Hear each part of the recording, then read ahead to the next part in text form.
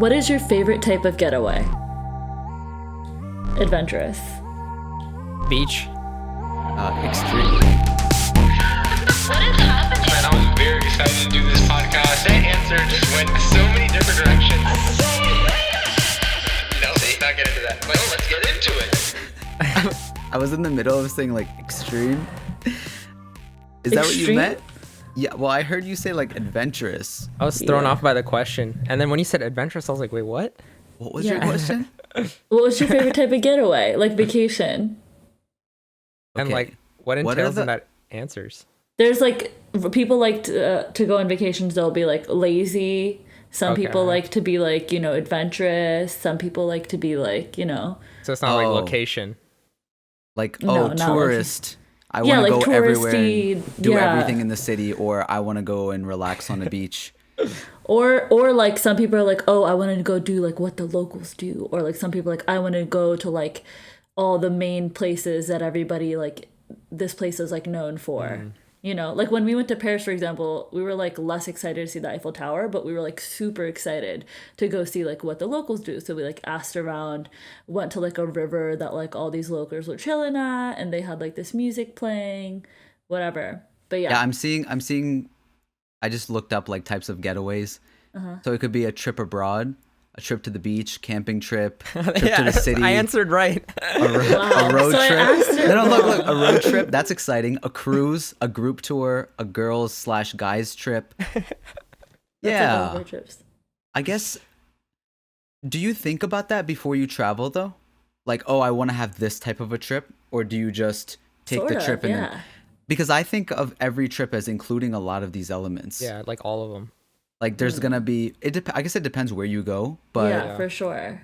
say you're going to like Jamaica, right? Mm-hmm. And then you're like, okay, it's gonna be heavily on the beach and doing relaxing and stuff. But then, okay, let's also find the jet skis and well, jet skis were banned in Jamaica for some reason, but you know, like Wait, the water they sports were? we did. Yeah, I remember Okay. asking them. But the water sports we did and you know, the group activities like volleyball and that kind of stuff. So Yeah. Like for example, you know how we all went to Ohio Pile and like the whole time we like went like hiking and we went like yeah, like that's waterfall definitely Yeah. a type of trip. yeah. And like for example, we knew going into it like that was what we were going to have. Whereas I know if I'm like planning like a beach vacation with my girlies or like if we're going to like Miami or whatever, it's going to be like a very much like get cute, like stay in the sun type of relaxing vibe. But like, you know, we do think about that ahead. Like, for example, I'm planning a trip with my girls right now, and we're like, okay, what do we want to do? And we're like, okay, well, I kind of want to do something exploring, but like, you know, I want to relax, but we're all like deciding on what type we want before we go ahead and book. Yeah, this where is we why it's wanna really go. annoying going on a trip with girls. That was not a part of the question. That's included in my answer actually, because if it's with the girls, it changes everything. Because now you have to add an extra 2 to 3 hours before you do an You activity. always say this stuff, but when we were in Ohio Pile, I was the first one ready for everything. Like, I was literally like the first Shamir. one out. Shamir, when we were going to do the thing in Jamaica, how long did we have to wait? What thing in Jamaica? How long did we have to wait? I don't remember the exact time, but we did have to. But was it in wait. hours or not? Sometimes it'd be a while. We're on a resort. You guys could have did whatever you wanted the whole time. What thing? Okay, yeah, but that's what There's I'm a saying. lot of things we did in Jamaica. What anyways, thing? How are you? What do you mean? Amber, I'm not going. I don't need to Anyways. go into it. Anyways, thank you guys for I'm tuning dead. into an I hope- episode I of hope Strange the audience Flavors. Thank you guys for feels- tuning no, into an I episode of don't- Strange I'm Flavors. uncomfortable. Thank you guys for tuning into an episode of Strange Flavors. My name is Shimmer. I'm Faraz, aka Adventure Boy.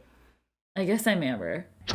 And this is the strangest and greatest podcast in the game. This is brought to you by Alif Theory. If you'd like to email us or send us your music or tell us locations of where we'd like to go, strangeflavorspodcast@gmail.com. You can listen to this podcast anywhere you listen to your podcasts. And we're also on YouTube, and we just hit 1K subscribers. So let's go. Everyone clap. If you're listening to this, clap right now. Yeah. You can't hear it. Louder. Give a like. Louder. We need a louder clap. I can't All hear right. them. I can't hear them. Okay. That was loud. Good job. Good job, guys.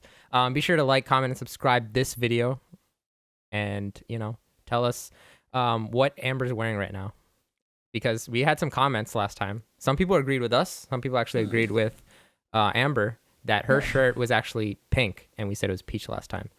So You guys said it was orange. I forgot what we said, but But it wasn't pink. it wasn't pink. But I know what it was. But you can go on all our social medias at Strange Flavors if you'd like to. Send us a DM or just check out our post. We're also on TikTok at Strange Flavors. And if you'd like to support this podcast, like our wonderful supporters, Bobber's Bagels, Cassie's Cupcakes, Irha's Ices, Fariha's Falafels, and Aslam's Apples, there is a link down below where you can become a supporter and be part of Strange Flavors Town and be amazing. And we also have an amazing YouTube channel that goes by the name of Ronald Pono. We have a Patreon where you can drop guests and interesting suggestions and topics for this podcast too. We also have, no, that was the Discord, but we do have a Patreon where we have exclusive content. And we also have amazing merch at ronaldpono.com. If you want to sponsor this podcast, we are now taking sponsors. Same email, strangeflavorspodcast@gmail.com. You want your business out here and you want to sponsor us? Let's do it. Guys, it's the cheapest rates right now because this is the strangest and greatest podcast in the game. And once it's out there in the world, the rates are going to go up. So right now, get it now. Facts. And it's all because audio is the most popular and up and coming. I wouldn't even say up and coming. It's basically already here. The most popular way to get your message across. We've seen such a huge rise in podcasts in general, but now over things like Clubhouse, which you guys are both on Clubhouse. Some people still don't know what it is, but basically it's a secret society where you have to get invite only to it. No, it's like this. It's an audio app where it's kind of like a conference, like a physical conference you'd go to, but now digitally. And you can go to like whatever different rooms you would at a normal conference, but now you can go to like, you can just click around and see who's talking about what. Like, have you guys been on it enough to know? I saw on Twitter, it was this meme that was like, or this tweet that said, Clubhouse just makes me realize all the numbers that I really don't care about in my phone. Because I just get straight notifications for people. I'm like, why are you in my phone contacts? Like, why am I getting notifications for you? Like, oh, this person is now in Clubhouse. Do you want to follow them? Yeah, like this person is in Clubhouse, and I'm like, I didn't even realize your phone number's in my phone. But have you found any anything good about or useful about Clubhouse so far that you've been on it? I think when someone like notable joins, it's pretty interesting how like everyone on Clubhouse just looks towards them and like. You're talking about like Elon.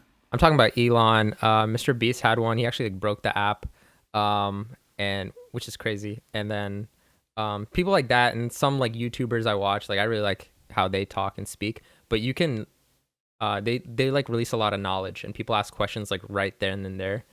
And sometimes it's annoying. People are like ask really specific questions, like, "Hey, I have this makeup channel about just lipsticks. How do I like promote my lipstick or something?" And it's like very specific, and sometimes that's annoying. But overall, like you can get trapped in the Clubhouse world and just like listen on. But I usually leave it in the background. It's like pretty cool. For sure, but that's not different from how our society works way back when it was physical meetings. You know what I mean? Like, yeah, the hype of something, when everybody's going towards something, a topic, a person speaking, then people are more likely to follow them and see and be there just for the sake of like what's going on, or listen in and give that thing or person a lot more importance because we all have collectively decided that there's this value. Yeah, but a lot of cap on the app. I'll say that. A lot of cap, but I would say... Why do you say that, Shami? Everyone's like, hey, I'm like this. And it's like, all right, we get it. Like, we understand. But like, I don't know. People are just trying to flex and like, you know, gain followers and stuff like that. And sometimes it comes off very unnatural and it's annoying. But yeah, hey. Sometimes I feel like people are on there all day and I'm like... I know you got a family to take care of. I know you got something to be doing other than being on Clubhouse. Like, I should not be getting 8 notifications for you a day, the same name. Like you probably need to be going out in the world to get the experience to bring back to the app if you're spending that much time on it. Yeah. What I've taken away from it is that, yeah, there are people that are on it all day. I've been on it all day once and like in one room where it was sitting on my phone on the side and I'm just like doing work or whatever. And people on there will literally be like, oh, I've been up since like 3 a.m. last night. Like I'm going to go take a nap. And I'm like, for this? And there's that much importance in it. I guess it's addicting. It's a new app and people are excited about it and they don't want to miss out on what's going on. But there is a lot of that. And then what I've realized is that, like anything really, it's what you make of it. Because in the beginning, I was seeing a lot of these like ratchet rooms and people just wasting time.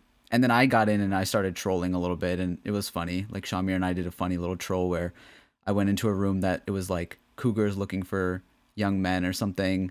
And then I was like giving some made up story about like, yo, like there's this lady, I'm a waiter and I've been serving her and like I think she's like really into me. She gives me a bigger tip usually. And then they were like one of the guys was trying to help me, but the others were like clowning me. And then I started trolling them and then they kicked me out of the room. And then Shamir was in the room. So then I took his phone and they moved him to the audience. And I was like, so originally my story was about me being a waiter at Waffle House. So then when they moved Shamir up to the audience, I took his phone and I was like, yo, I'm back and I'm at Denny's this time. So what do you think now? And then they all started losing it. But, you know, it was funny because we were trolling at the time. And then like I found some really useful rooms where you can tell when somebody's capping or not. And you can go in their profile and see what they're all about. There's people that will do one of those follow for follow situations where it's like, everyone go follow this person. And you really can't see their work. It's just kind of like in the titles. And just like a resume, you could just kind of make it look flowery and fancy. But also, not everybody thrives in these types of environments. And in real life, I think that I would be one of those people that kind of has to show their work to, you know, I guess explain what I'm all about. I don't know if I'm necessarily good at just like speaking in front of a bunch of people and, you know, trying to vouch for myself of why I have importance. I think that you would just have to like see this stuff, but it's kind of like this on this app too, where you have to be good at speaking. You have to be good at pitching, and it's kind of cool at the same time. Like I said, it's one of those feelings where it's a new app and everyone's excited about it. And I don't know if you guys remember like first being on Instagram or, you know, whatever was new. There was that one app that it was like the anonymous writing and you thumbs up and thumbs down it. What was that one? Oh yeah, Yak or something. Yak. Yik Yak. But like this one has a huge etiquette thing. Like you have, you know, people perform the same way, and it's like you don't have to do that, but like, why are they performing that? Like, oh, the moderator and like people are playing, doing this. Yeah, what do you mean? I don't know. There's like a moderator and like everyone's there's an app culture. Yeah, app culture, which is like very weird. But like I guess that's the most how they optimized it. I don't know, but that's what I'm saying. That's what makes it interesting because people want to know how to play the game. Yeah, and just like a real game, when you explain somebody the rules. And then you tell them, oh, by the way, if you do this thing, it's a secret tip. And there's a lot of these secret tips that you can use to elevate yourself on this app. Twitter already released their Spaces feature, which is like just like Clubhouse. Yeah, I heard it's very laggy right now. But I think that's like a very natural and cool way to get into those spaces. Like you're already on the app scrolling. You see like people you follow already in the room. You join. Facebook's making one, so I think this is the new way. But the thing with Twitter is, after all these years, Twitter's still been, for the most part, Twitter, and I like that about it because there is a Twitter culture and a way of being that, when it comes to Instagram or Facebook, they've changed and added so many things that it just gets so annoying along the way. There is stories on Twitter now. Yeah, right, but it's still not like who changed. uses them? Do you I mean, click Twitter on them? has changed though, because back in the day, I used to be able to tweet literally anything and I didn't care. No, and then, culture changed though. Huh? I would say culture changed. I don't think that's okay. a Twitter thing. Yeah, the culture definitely changed of that for sure. But as far as there's like the actual app, there's the same type of people where there's communities, and then you can still get real serious news, and you can still add to it, and people can converse in this unique way that isn't necessarily as convenient on other apps. But I was saying before we started this that I still think that Snapchat is my favorite. And everyone always says that it's like a dying app. I just love how relaxed it is. And there's so much pressure on the other apps where, like you're saying, Amber, on Twitter, you got to think about what you might say and you don't know where it's going to end up. Snapchat, although I'm not like advertising it, like go follow me on Snapchat. Really, whoever wants to follow me follows me, but it's a lot of people I know personally, and it's just like you open the app, the camera's right there, you can click, you can take a video right away, and then you can just post it. There's no likes, there's nobody can see how many people are viewing your story, how many people follow you. It's not like a clout type app. Yeah, it's solely based on like what content you make, and like more personal app. Personally, yeah. I think it's cool because no even pressure. Gen Z actually really does like Snapchat, which is surprising because you would think it's like all about Instagram. But every Gen Zer I know like lives on Snapchat. Can the Gen Z confirm this, please? If you guys are let us know in the well, if you're listening to this podcast, let us know. But if then also Snapchat. interns, let us know. Yeah. Okay, Nancy said I like Snapchat. Yeah. Apparently they're releasing like a TikTok feature. It's easy to like it's like an easier way of like texting. Like for example, like when somebody asks like your number or something, it's so much easier to like, just give a Snapchat because it doesn't really like, I don't know, it's like a lot less pressure to do that. And then one of the interns, Nathan, just said private stories are where they at. And I agree. Private stories are where it's at because you can choose exactly who you want to see it. And it's like, I don't know. I have like a fitness one and it's like a comfortable place for me to just like post or whatever and just like not really care. But I think that like, with all the pressure of Instagram, and I just posted about this, but I was like, can we please make Instagram casual again? Because I literally looked at some pictures that were like not even bad, but I was like, these aren't like super high quality, like these aren't like, up to Instagram standards to post these. But I really enjoyed what I did that day, and I like actually had a lot of fun, and I was really proud of myself. And I was like, I don't think that it should have to be taken on a professional camera, iPhone 12 with like all of the filters, best editing, freaking sent through Lightroom app and everything just for it to be worthy of a newsfeed. Like I enjoy it. I had a good time. I want to share that experience. That's half a you issue. It is half. I agree it's pressure, but half it's a you issue. Yeah, I mean, I don't think it's pressure. I'm just saying like the culture of the app is not casual anymore. Yeah. But there are people that still post whenever, whatever they want and are casual about it. It's just that if you already have some sort of an aesthetic set or you have a standard set on your page, then I guess you would be more likely to follow it. But I mean, I don't know. A lot of the girls that I talk to, they say that like every time they take a picture, like if you used to go out before, if you used to hang out with your friends, like you could snap a selfie and post it, and they're like, I don't really feel like a selfie is worth posting anymore. Like just a selfie. Like it's not like worth posting anymore. Or if it's like not like a dressed up day out picture or like whatever like moment with your friends where you that's look like a really cultural good. pressure, right? It's not even cultural. Well, yeah, because of the algorithm, like of Instagram, right? Like it they pushes, make you feel like, oh, these pictures get pushed to the top and get liked, and this is what everyone's doing. Well, it's also based on our habits. Like we tend to look at these pictures longer. And like the more highly edited ones. So we'll like look at it longer, maybe like it and comment it because it looks wow. And so since that's pushed up, everyone's like, oh, I need to make this and replicate it. And so then that becomes part of the culture and it infects our minds.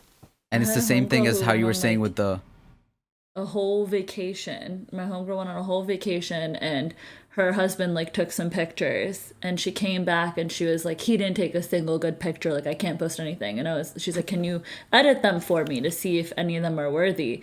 And I just felt so bad. I was like, and I looked at the pictures. They weren't bad pictures. They were good pictures. But the idea was they weren't good enough. And it took me editing and like sending them back. And at the end of the day, she was like, it's not that she's overthinking it. She's just like, it just doesn't seem like it's worth posting. Yeah. I was When like, you were that's saying the okay. whole thing about the Clubhouse having a certain etiquette and culture to it, that's what I think Instagram has become subconsciously, where, well, it's not, it's subconscious for us, but it's purposely being done by them. You know, that one Social Dilemma documentary kind of proved that whatever we spend more time scrolling by and looking at, the algorithm just puts it in front of us more, and then it makes us feel worse about ourselves, and then live up to some sort of standard that, oh, this is what everyone is doing and this is how we're supposed to follow along. It's scary, but that's why I like Snapchat.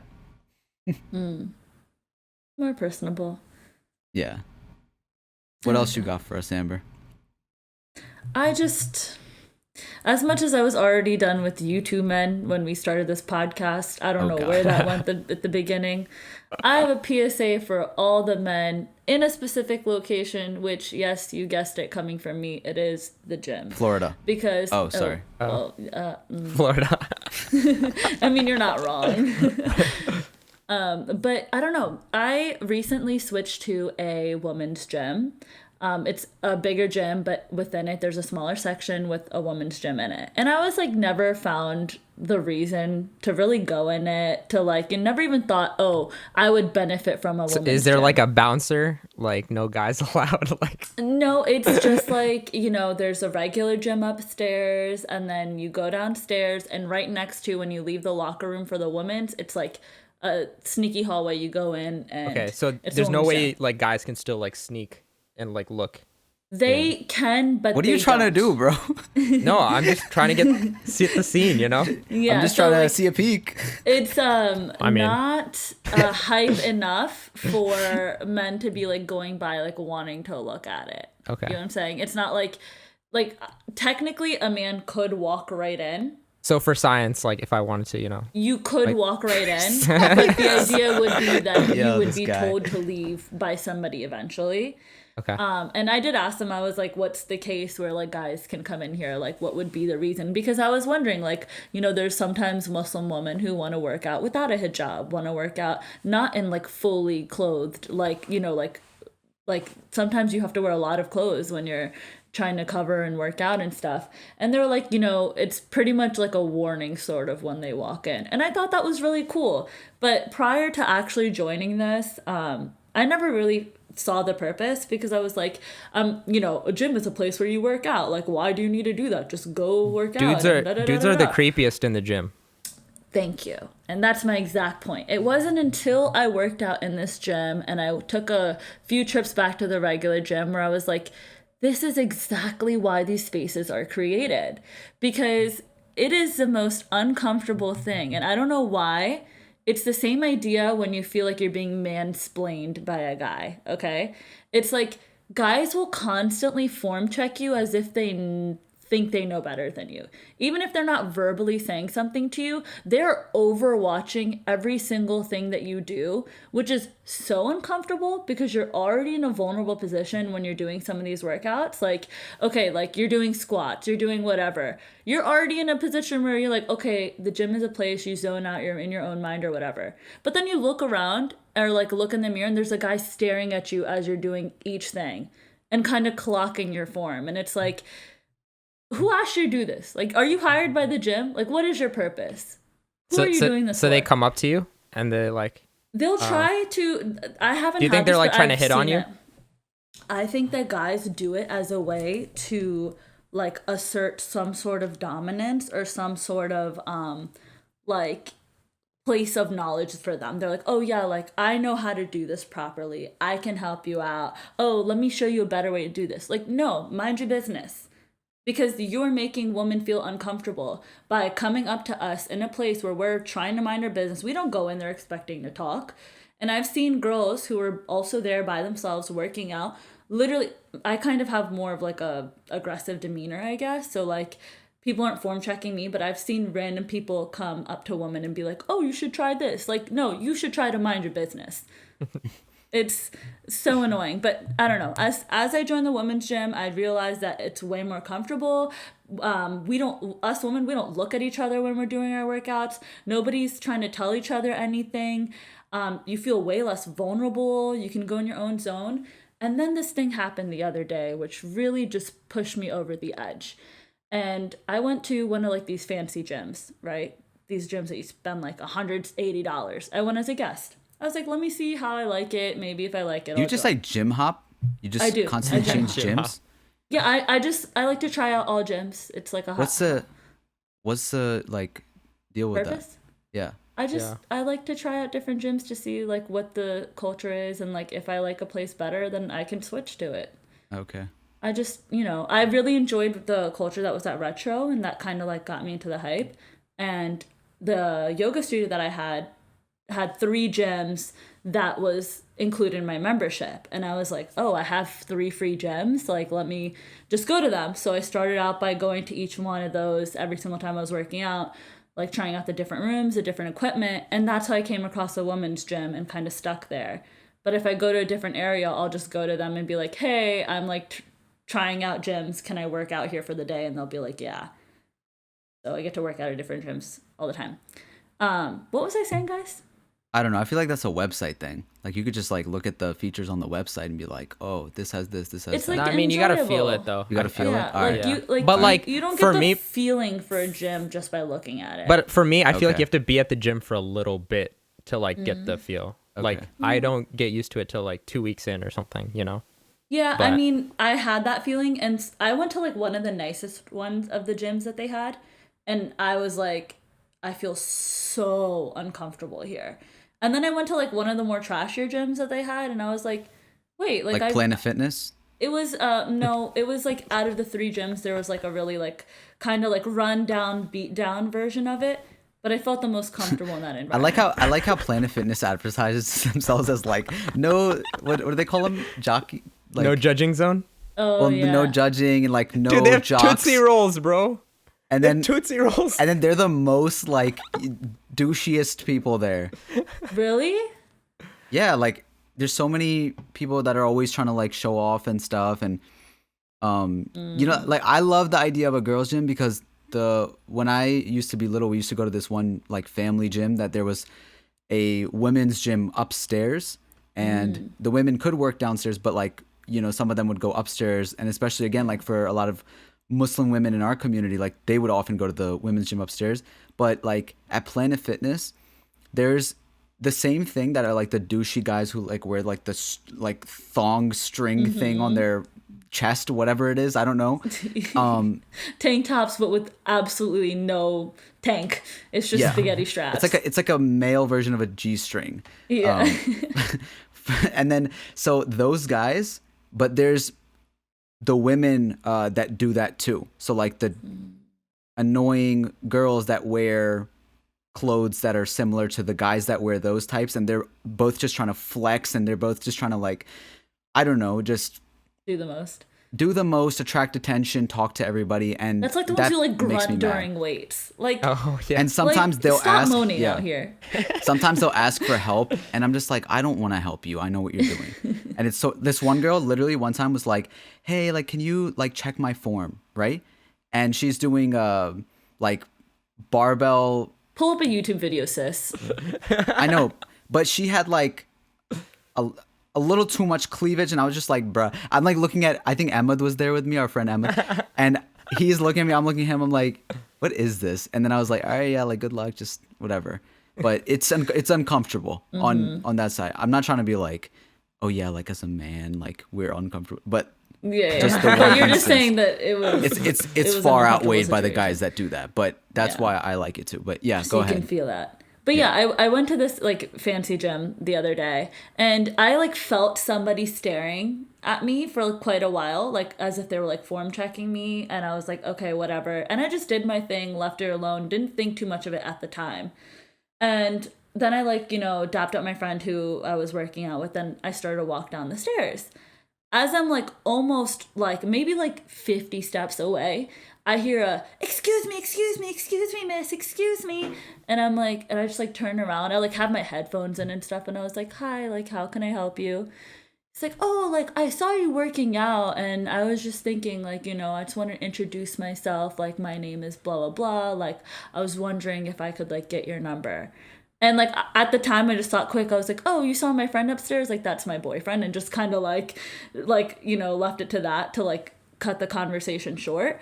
But I was like, I was right. Like you were staring at me the whole time. You literally came up to me and confirmed that you were staring at me the whole time, and then you followed me afterwards all the way from a set of stairs almost to the woman's locker room to then come and ask me for my number. Like I next time going into that environment, like that completely turned me off to that gym. I was like, I don't like the fact that I was being stared at and watched in detail during my workout, followed, and then asked like for. Like that's like supposed to be my safe space, and I didn't feel safe in that space.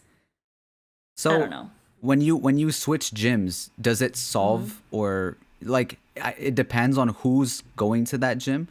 Because I thought that this just happens depending on. So I mean, it happens like, for example, at my own normal gym, right? And it's a lot easier to like shake it off because it's like out of the 100 times I might go, it might only happen like a handful of times. In this situation, obviously it was the first time and then it just happened and it turned me off right away. I know that's not going to be the situation every time, but that's why I found so much peace in the women's gym. Like I had already started going to the women's gym and I had tried this out and I went straight back. I was like, there's a reason I feel comfortable in my environment in the women's gym, and I'm just going to stay there and do the majority of my workouts there. It's like a comfortable place for me. Yeah, So, I go men, to the gym. if you're listening, stop approaching women at the gym. I go to the gym on Clubhouse now, and I've never had any problems. So Wow. maybe try that out. Men Go only to gym? Men only rooms. Men only rooms. And we're just grunting.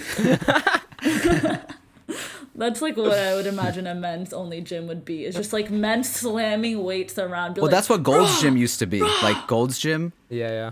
And it actually like it's supposed to have that effect of like, okay, let's all motivate each other, right? But then this is why what I mean by the whole women's gym thing, because it's like when there's women there, then a lot of these guys now they have a different purpose, and they're just being really annoying and extra douchey, and they're like, there's no point in that. On that note, let's introduce our guest for this week. We were speaking about Clubhouse. This guy's very popular on Clubhouse. So, yeah, with so many people recently taking interest in stocks and crypto and finances overall, we thought it was only right to bring on this week's stranger to break these things down for us and tell us why it might be important for us to start investing our money and where to invest it. He's a real estate and angel investor who was formerly on Wall Street. He's the owner and operator of commercial and neighborhood centers, senior housing and assisted living, and even partakes in startup investing, social entrepreneurship, and impact investing. So I think he could be really helpful. What do you think for our finances and all of that? Oh, yeah. You guys ready? All right. Well, please welcome this week's stranger, Suhan Junaid. Okay, Mr. 305. What's going on? You're in Miami right now, right? Technically I'm in Palm Beach now, but I do live in Miami. Okay. You know a funny story? So when we first met you, well, we met in Miami, and we were doing a little show, if you want to call it that, but mostly just meeting other like creators and other people through the Ill Muslims group, right? Yeah.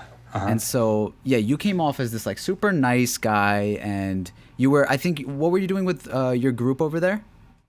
I was one of like I was helping Rami kind of hosted because I was local. Okay. You're part of that like Florida.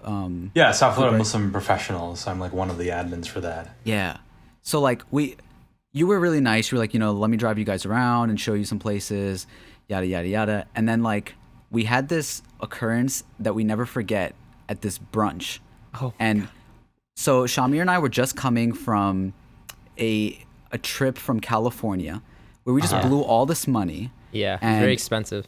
Oh no, that was Wait. okay. We went to Texas first, right? That was that trip. Yeah, Texas. We went to Texas with Ill Muslims, performed with Mickey Singh there, then went to California With the boys. With the boys. And went to San Fran, The LA, boys, yeah. San Diego. Yeah. Had a great time. Lots of spending happening there, and by now, like last few days of the trip, we're like we're running low on funds because we're like, we got to get back and get, back to work and all this stuff. Then Rummy calls, who's from Ill Muslims. And he's like, yo, like this thing is happening in Miami. You guys got to come.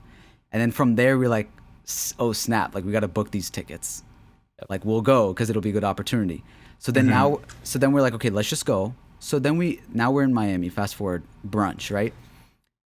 You show up to this brunch and you're like, you're ordering like super nice things. And we're just going along with it because we're like, oh yeah, like Suhan like knows what he's talking about. What's good, whatever. We're like the youngest people there, probably by like a couple years. Was it brunch or was it late night?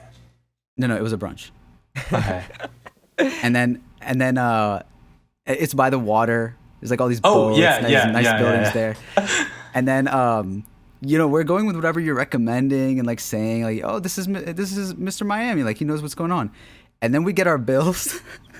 Oh no. Bro, we've never dropped like $20 on one drink. And we're like orange juice and coffee alone. We're like $40, and we're like, all right, we are with the wrong crowd right now. The lemonade was more expensive than the meal. Like, and you were just like casually like, yeah, like guys, this is a great spot. Whatever. We're like, yo, we got to get back home now. Yeah, mine was a little different than Maryland. Yeah.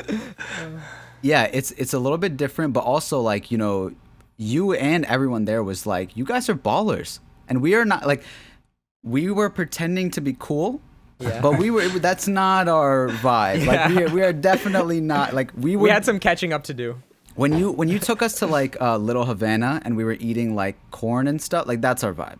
We're good with like we are not fancy people, but we always remember that. It was a funny thing that we were just like, yeah, that was crazy. But yeah, we remember you just being this kind of like person who knows their way around and can hold himself together really nicely and is taking these. We follow each other on Instagram, taking these flights and always like busy with all different types of work. But like, what was going on while you were in Miami? Like, how are you going around and being successful, I guess, in this way during that time? I guess in a sense, you're kind of asking like what I do. Yeah, it's my poor way of asking. You know what? When you look at somebody and you're like, that trend that's on TikTok that's like, oh, what do you do for a living? But they're like in fancy cars. Oh yeah. Yeah. Oh yeah. That's what I'm doing. I was basically letting people know that like, yo, he casually was eating this brunch while we're like freaking out. What do you do for a living? Right. For starters, like, sorry if I kind of like put you in an awkward place in that brunch. I didn't mean to do that. Sorry about that. No. It's an amazing story, and we brought it up now. So we can add some exaggerations to make it a little funnier then. But so I guess in generally, the simplest way to kind of describe like what I do is like I'm a private investor or I run an investment fund, and so we, like I try to use my capital to invest in assets or businesses and propel them to do, like to the next level of growth, become more organized, more professional, take a different angle on things. And then alhamdulillah, I'm in a position where, I don't have to make investments primarily for returns. I can also, like today I spoke to a female founder. She's doing essentially like dry bar, but for colored women who sometimes have curlier, coarser hair. And this is not going to be like a venture kind of return, but like we're probably going to back her solely because I think, it is a good business, just it doesn't fit the profile of like a venture kind of return. But at the same time, she's going to have a model that's going to spur. So she's going to be like one big entrepreneur, but she's going to spur a lot of like little entrepreneurs who will own salons through her franchise or through some kind of like co-ownership model, and they'll primarily be women of color, will really primarily be like Black women. So like that's one way for me to try to institute change in the world.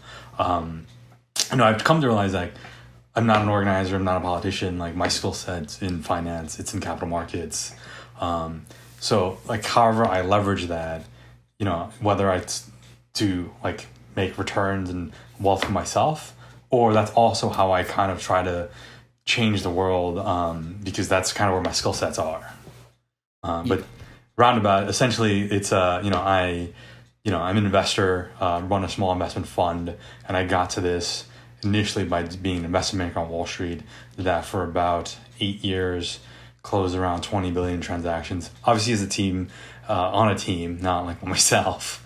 And then started off primarily in real estate, and then expanded into like angel venture investing, and do a couple of things now from real estate and venture investing, and obviously like public equities. Public equities is like stocks or stonks, crypto and all that stuff. No, I want to get into the details of all of that, but right off the bat, I think that all of what you just said comes off really intimidating to many people, because there's these fancy words of saying like, I work with money and moving money in particular ways. And I think especially nowadays, we've seen an increase in like the interest in people because of that whole GameStop situation, and maybe just like overall us being in this economy with the pandemic. COVID. Of people taking interest in like, should I be investing my money somewhere, or like, how do I deal with my money? And so like, first of all, like, are you excited as somebody who's in finances to be seeing this recent rise in interest with especially like young people? Does that excite you as somebody who knows this game? Okay, so I guess first off, like the way you described that finance as moving money is actually a pretty good metaphor. Another metaphor, like way I phrase it, is like finance as a business is about taking people who have money and then pairing them with people who need money, and then creating a little spread in between for yourself. I literally just freestyled that, so that's really nice to hear. Yeah, that was great. And then, I'm actually really excited that people are interested in finance, in investing, and whatever, like however you want to express that, either through trading stocks, cryptocurrencies. All those things come with a certain bit of risk. Real estate, private companies, all those things come with their own inherent risk. And so people should be aware of that. Quick note is I'm not going to provide investment advice. I have to say that. But I'm actually really excited because I think when you start to focus on money and money flows, you get to really realize how interconnected the world is and how certain things tie together. And one point in particular I want to bring up is like, if we look at the war like in the Middle East with Syria and, like with the rise of ISIS, it looks really peculiar as like who's on what side. Until you realize there's a pipeline being built initially from Iran through Syria into Crimea and into Russia. And then the UAE is just trying to divert that and build a pipeline instead through Syria to the, I forget which sea, so that it could be shipped to Europe. So what you're saying is there's an interest in money and not as much in any sort of political or religious reasons. Yeah, and I think like if you look at for instance, like Palestine, actually the West Bank is the most fertile land in the world for agriculture. So, like, could that be a possible motivation for snap. Wow. Yeah. So there's a lot of like intricacies about that you get to realize like when I was on Wall Street, seeing money flows, and you're like, whoa, this is so weird. Like who's investing in what? Why are these people business partners? That reveals a potential story behind the geopolitics of things. And then also I think the best way, also obviously I'm biased because I'm in finance, to kind of institute change. Like I remember like I was actually on the street when Occupy Wall Street was going on, which was slightly comical to me because all the banks were in Midtown New York and they were all downtown, and there was like literally no one there. And in my eyes, they didn't get a lot of change. But when a bunch of Bank of America customers started protesting, I think it was like ATM withdrawal fees or like the check cashing fee, some kind of fees. It took like 6 days and Bank of America reversed his decision because so many people were starting to pull out their accounts. So I love activism that's backed by voting with your wallet. Like if you really believe in animal rights, like consume meat that is raised ethically, slaughtered ethically, and that way you actually direct profits to those companies in that way, and you encourage them to actually do those activities. Like I don't I worry a lot about climate change, so I'm trying to switch as much as possible to EVs or non-fossil fuel providers, and it's going to show up because ExxonMobil is going to make a little bit less money, and if enough of us do that, they'll make a lot less money, and they themselves, without the need for like legislation, will start shifting their own activities. Legislation obviously has its place, and there are limits on like what you can do through that, because if there's four companies and it's an oligopoly in the marketplace, you can only buy from these four people. But it's obviously all within context. So what you're saying is like people like at their homes have a lot of power, like when it involves like, making change, and like it all surrounds itself around money.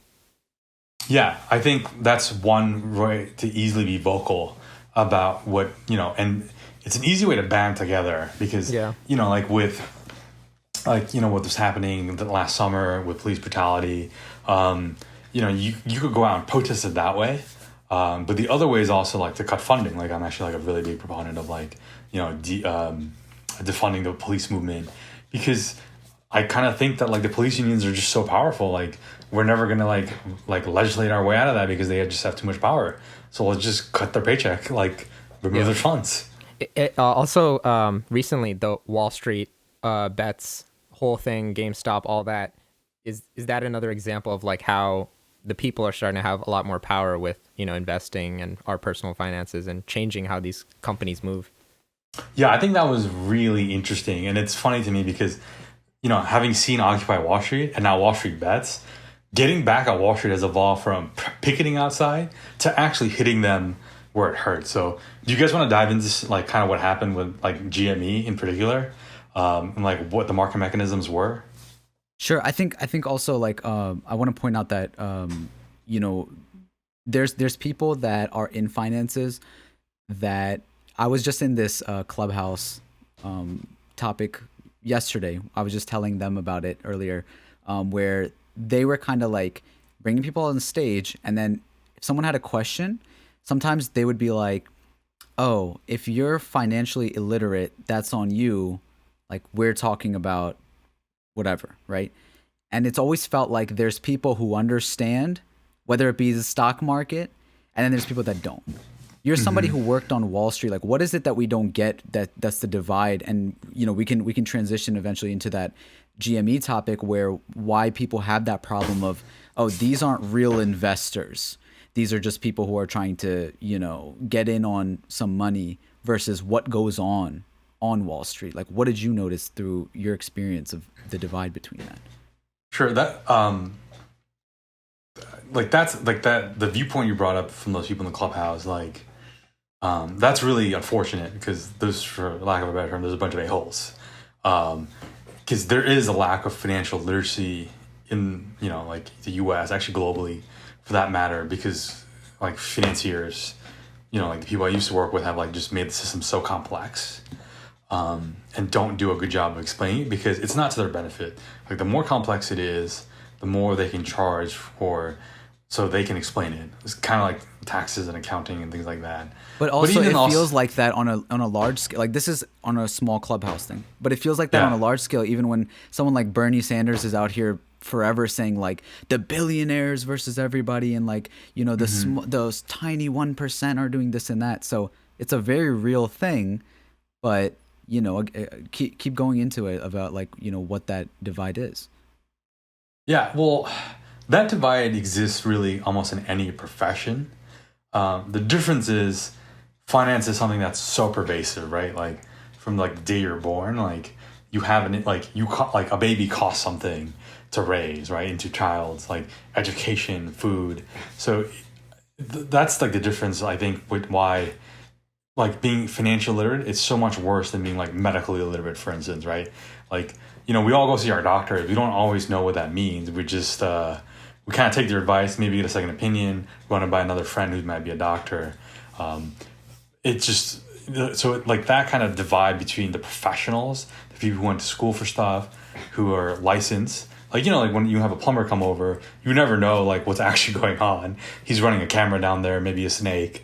And then he tells you, "Oh, do your thing, man. Do your thing." Yeah, like it like that is a part of any professional versus non-professional. it's just much worse in finance because finance encompasses everything, right? Like students don't encompass or encounter clogged toilets typically until they become a homeowner, but they do encounter checking accounts, student debt, so you encounter finance much earlier on, and it's a much greater impact on your life than most other professions are. Yeah, and like on that point, if you have a clogged toilet, you can hire somebody to take care of that, and then it's no longer a problem. And if it happens, 10 more times, it's fine because you can get that taken care of.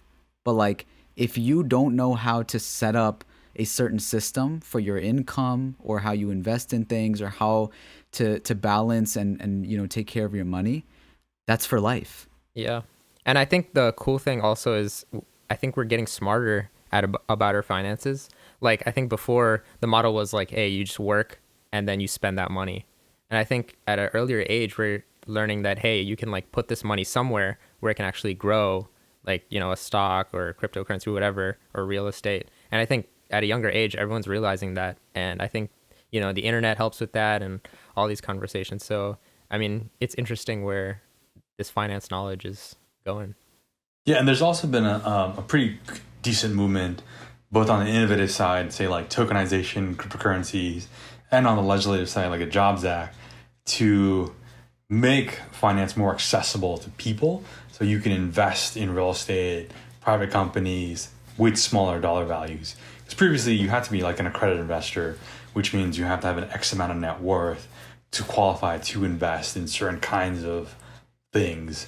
Now, through tech and laws, we've created avenues for people to invest in, be it real estate, private companies, crypto, stocks like Robinhood. Although, I think the CEO is kind of like somewhat playing his customers. He did democratize like stock investing and allowed small individuals to get into the game, and reap the benefits like GME. Yeah, it's also interesting that if somebody is in like, even though it's at a level where like anybody can really get in on it if they have a cell phone and a bank account or whatever, but like people in low income neighborhoods, like this is the last thing that they're caring about, even if it could potentially help them out. It's just like a lot of people that just need food and water and just like shelter, they don't care for that, for like investing in stocks. Like it's not even something that's going to cross their minds. But like let's get into that, because one of the questions that like Niyati, who works with us, had was like funny and innocent, but like also I feel like a lot of people have this question. She was like, is the stock market even real? Like how does it to the most basic way, like what can you say about how the stock market works?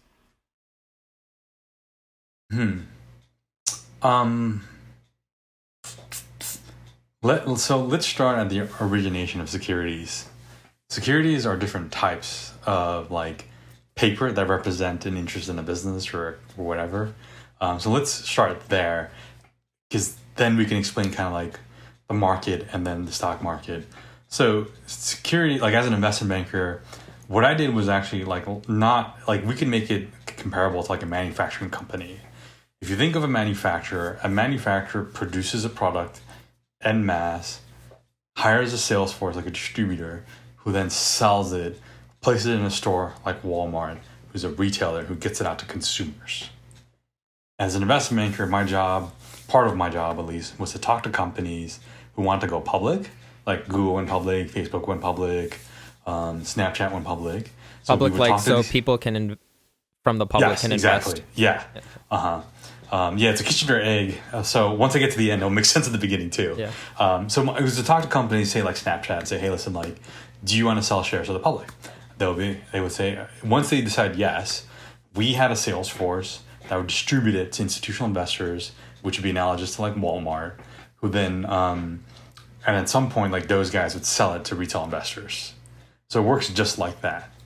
Now, the same way, like you can go to, Walmart to buy like a certain product, you can buy it on Amazon. You can even go on Alibaba, order direct from China, but you order it in bulk. That's kind of like what the stock market is.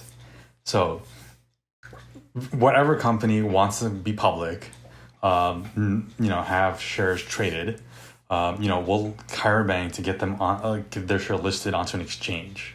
An exchange is just a marketplace where you can go. That's like Amazon. That's like Walmart, like Alibaba.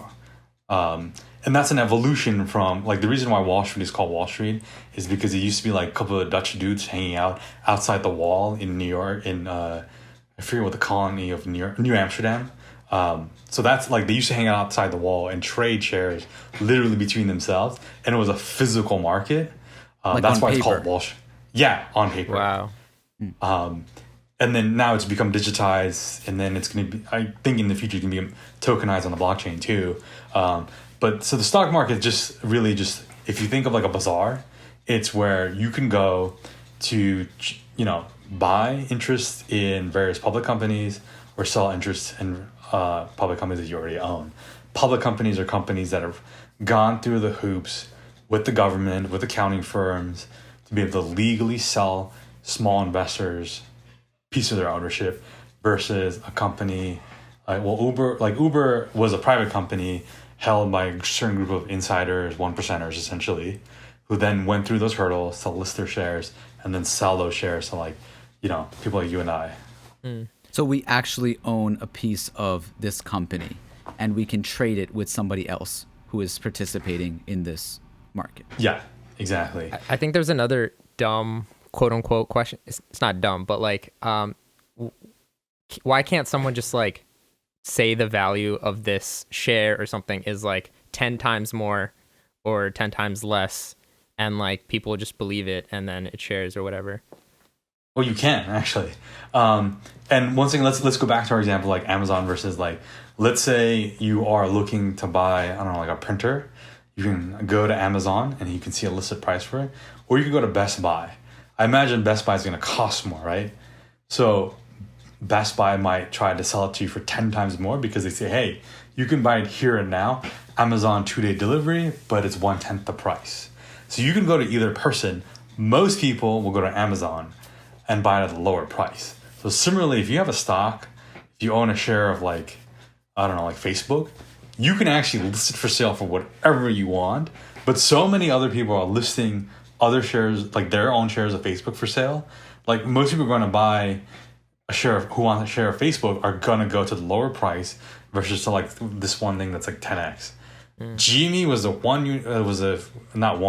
unique example where someone posted across a bunch of message boards, GME to the moon, don't sell before 1,000. And everyone was like, all right, we're not going to sell before 1,000. And that's when the price skyrocketed. And isn't that typically something that you don't do, where I remember Elon would tweet about his own company and stuff, and then the stocks you would literally see changing. And I remember he got warnings of some kind that you can't tamper with, the way that people invest their money. Is that true? Yeah, so those are, you're touching on a couple of things, some of them insider trading laws, market manipulation. So you were talking about doing that to your own stock. He's the CEO of Tesla, a major shareholder. That's always going to be in any form, essentially a no. You can't go hype your stock out other than through certain channels. Now with GME, it was a little different because no one was an officer of GME. No one was a major shareholder. So it's a little different. So because there's a test involved, whereas if you're a major hedge fund and you try to pump news out and manipulate the share price, you can actually do it. If you're one person posting on a message board, the courts are kind of going to be nah, that's some guy on a message board. Now it gets a little gray here because before we didn't have things like viral, people weren't going viral, right? There's no social media. So now we have to figure out that question, and then from the way it's we have to see how the hearings go. Vlad, the CEO of Robinhood, and a couple other people are in congressional hearings in GME right now. So that part is going to be figured out, but yeah, you couldn't do certain things, particularly if you're involved in the company, like a major owner or an officer. But if you weren't, they're kind of just you're just some guy heckling stock, So it's the frustrating part is that people that wanted to try to understand how stocks work this year, and they saw this, they heard about, okay, GameStop, there's this hype around it. Everyone feels collectively that we can invest in this thing, and we'll make some money off of it. And so people did that, and they were hoping for a return because it looked like it was going to continue to get talked about. It was going to rise. Then all of a sudden, you pointed out hedge funds, who are essentially what? People that bet for a stock to go down, right? To hit up or down. Up or down, okay. And so they bet for it to hit that mark, and then they make money off of that. Yeah. Mm-hmm. And so these hedge funds, they were basically a bunch of people on Reddit that were like, screw these guys, screw rich people, basically. Let's all go in on this dying stock, and collectively make money on it, right? And then, okay, go ahead. So correct me. Like, this is the version of the story, or how I see it, particularly from like sitting in both kind of spheres as a former bank, like formerly on Wall Street, and then now like as just a person. So GameStop, like you remember from back in the day, they don't have like, with both COVID and their business model, it was kind of a dying business. Most games now are downloaded direct onto your console, be it Xbox, PlayStation, or PC. No one's really buying cartridges. GameStop made most of their money actually on used games, not even new games. Like, they would buy a game from me for like $2, sell it to you for like $15. Scam us all. Right? How the turntables. Yeah. So, and then when you add in COVID, was the fact that like no one could even do that. You're like, all right, this company's not going to survive. The hedge funds all saw this, and they were like, all right, this company is going bankrupt. They did something called short selling, which is where they borrow securities from someone who owns it, sell it in the market, hoping the price goes down. And when it goes down, they're going to buy it here and then return it back to the person they borrowed them from. You get how short selling works now? Yeah. But here's the problem that like GME is not, like GameStop is not a huge company. I figure it's like a few $100 million market cap. At some point, because of the systems and the control are like not super tight, someone like all the hedge funds that collectively shorted 140% of all the shares outstanding, which is called a float. So more GME. Money than there was even in the more shares than there was even available. The guys on Wall Street Bets all saw this, and they were like, well, this is what's going to cause a short squeeze, which is when people go, like those hedge funds who are short GME are going to go to buy these shares. There's not enough shares available, so they're going to have to bid against each other and raise the price. And the funny thing is, like, hedge fund guys do this to each other all the time. The most famous short squeeze is called Herbalife. It was Bill Ackman who was short Herbalife, and Carl Icahn who tried to screw Bill Ackman and buy up the shares. So this goes on a lot. Like, I've been in some of these situations myself, like as a banker representing like a bigger investor or a company, either trying to prevent a short squeeze or like, like acting to sell it.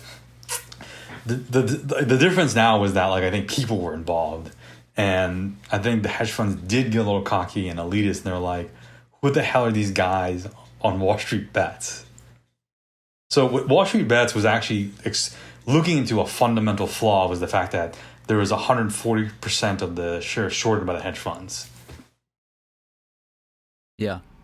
Well, along with that, again, like where I was going with it was that it was frustrating because finally people got in on it. And then, like, if you're on the Robinhood app or any of these apps that were like, I guess they put a limit or they prevented you from being able to buy anymore. You could only sell.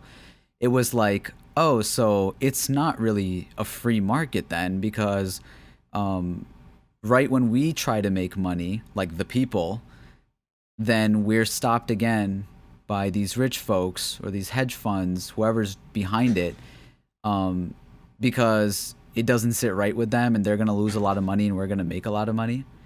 And what is your understanding of, like, what really goes down in a situation like that? I mean, is this the first time that something like this has happened in history where... Yeah. And is it as free as people think it is? Yeah. Okay. So let's split that into two parts. first, like for instance, like I had zero money invested in GME because my rule of thumb is like if I don't get it, I'm not gonna invest in it. So I saw what was happening. What do you mean with by GME. that? Like if you don't believe in it, or if you don't? No, if I don't understand it. Okay. Like for a very long time, I wasn't an investor in Bitcoin until I understood it, and now I'm invested in Bitcoin, Ethereum, and some other stuff. So if I don't understand it, I don't invest in it because I don't know when to get in, I don't know when to get out, I don't know what's going on. With GME, I'd heard about this, didn't get the time to look into it. Had I known about it, I would have probably because fundamentally it makes sense what Wall Street Bets guys were saying was that, hey, this is a short squeeze situation. We can actually, there should be a squeeze. Like GME going from like $10 to like 400 is weird, but GME could have gone from 10 to 20. Now the second part of that is the market fair? And was there any manipulation by Robinhood? And I was speaking actually in the Clubhouse room about that. The whole situation is like really funny to me. Without going into any kind of particulars, trying to explain what clearing and the trust company DTCC are, but basically there was a lot of irregularities that I saw, particularly having spent time on Wall Street, where I was just like, this doesn't make any sense. Like margin calls don't happen like this. Margin calls typically go through. Margin call is basically the reason, like what they were saying, the Robinhood CEO was saying, if you listen to the testimony today and what he was saying before, was that Robinhood basically let a bunch of its customers borrow money to buy GME. And because GME was becoming so volatile, the price was going up and down so much, it created a lot of risk for them. So they actually had to call back those shares. Typically, you would just say like, hey, can you deposit money to buy us out of the loan, or I'm going to sell your stock? But they didn't do that. They only let you sell your stock, which is really weird. So basically, not to dive into like too much into that, unless you guys want to, but there's a lot of like irregularities I saw, like Robinhood, Ameritrade, Interactive Brokers, a lot of like smaller brokerage firms, like or brokerage firms that cater to small investors doing, and I was just like, something's really fishy about this, and it doesn't sound right. And it's not just about like hedge fund shorting, but also, for instance, like Robinhood doesn't charge people to invest like commissions, like typical brokerages like TD Ameritrade or something like that. The reason is because they're first pairing trades within their customers, but also selling trade flow like to bigger funds. One of them is Citadel. Citadel was indirectly one of the funds, or Citadel owns another hedge fund that was short the shares of GME. So it's, you know, like in the context of all this stuff and the tech we use, be it social media or something else, it's we should all be cognizant of like, how is this company making money if they're not charging me? Because if you're not paying for the product, there's probably a good chance you are the product. So this whole situation with GameStop, I don't think is the best example for many of us who first wanted to start learning about what the stock market is, how it works, and why you should invest, right? Like, But it got people interested. It got people interested, yeah. But like hearing that of these like techniques, like short squeezing and whatever else, like I think this is like a horrendous place to begin. That's what I'm saying. So like again, going back to like what I was mentioning about like those, you know, people that are in the low income of society. Do you think like that everyone should take interest in stocks? Like no matter where they are financially? I think everyone should take an interest in their personal financial situation, finance in general. That may not specifically be stocks, because, you know, if what you're asking me essentially is like, can someone change their life circumstance by investing in stocks? Potentially. But the honest answer is like, no. Like, we need like a livable wage, maybe UBI, healthcare coverage. Like, there's like way more things that, you know, people, particularly on, you know, who are the least fortunate of us, have to get through for stocks to really have an impact in life, right? Like, if you're borrowing money every month, like there's no possible way like for you to have money to invest in the stock market. There's, you know, like for everyone who wants to actually invest, you know, like my advice is always like, We can also dive into some of the resources that I think are helpful. But first is like kind of fix up your personal finance situation.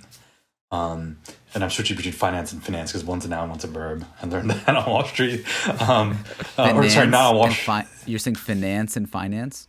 Yeah, so finance is a noun, finance is a verb.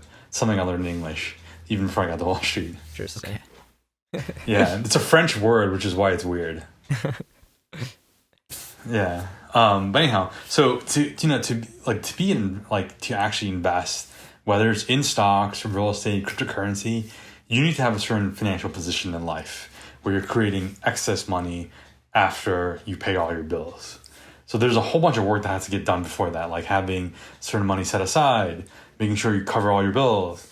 And there's a bunch of structural problems that our society has that a lot of people deal with, like their wages being too low, rent being too high, healthcare costs. Like most of our bankruptcies in the U.S. are related to medical surprises, right? So that stuff has to get cleaned up before they can start investing. And then I think actually the best book ever written on how to learn about investing is Investing for Dummies. They do a great job of breaking everything down, going through even different account types, what's best for you, because there are certain laws that can help investors, certain laws to stay clear of, and they go through all of that. They'll go through also what types of investments you want to make. Do you want to be in stocks? Do you want to be in real estate? I haven't read the new edition of it. I'm hoping they got into cryptocurrency too. Yeah. When you're little, you hear about certain families that, the kids will be told, you get a job, start putting your money here, like in this savings account, and then start looking at this, start looking at that, right?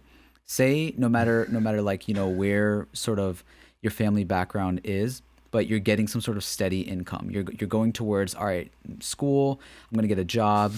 What do you think, you talked about there's certain resources and stuff.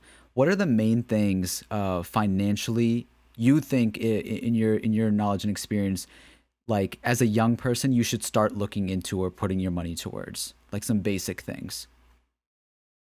I mean, the number one thing is realizing that it's easier to make more money than it is to cut your expenses. It's easier to learn a new skill set or work more hours than trying to cut your rent. Because certain things are under your control and certain things are in your control. What you do is definitely under your control.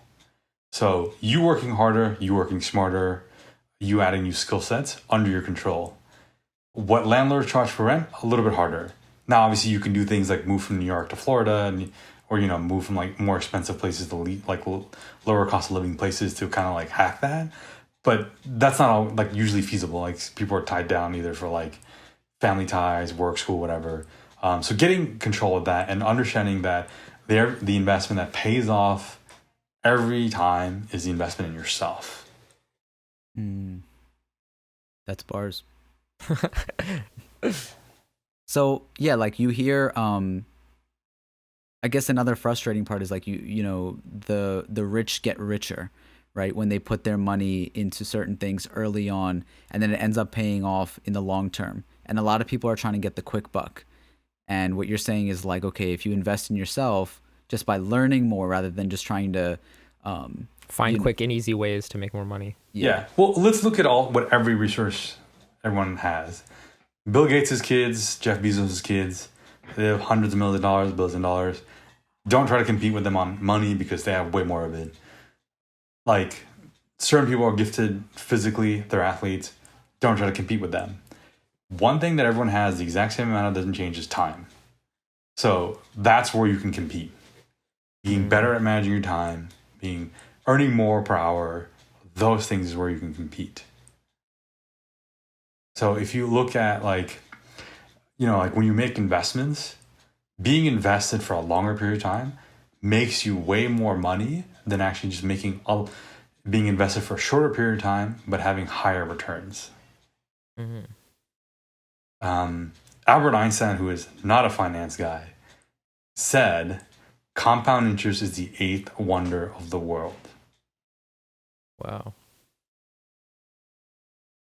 Yeah. That's Interesting. I think I did read somewhere also like what you were saying, like the more time you are in the market, you make a lot more money. And I think people, especially with like GameStop, they see these opportunities and they're like, oh, let me just put my money here. And maybe I'll see, $100, $2,000 tomorrow. But what you're saying is like more steady, more flowing investing has a better return for you in the future. Yeah, because we don't have like the discipline to manage through the ups and downs. Like GameStop might like if you invested in Google, or if you invested in Facebook, right? Yeah. Facebook right after it went public tanked.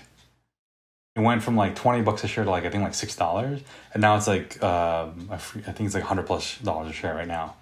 It's definitely consistently grown market cap. The company's grown, so we don't have the like emotional wherewithal to manage through that.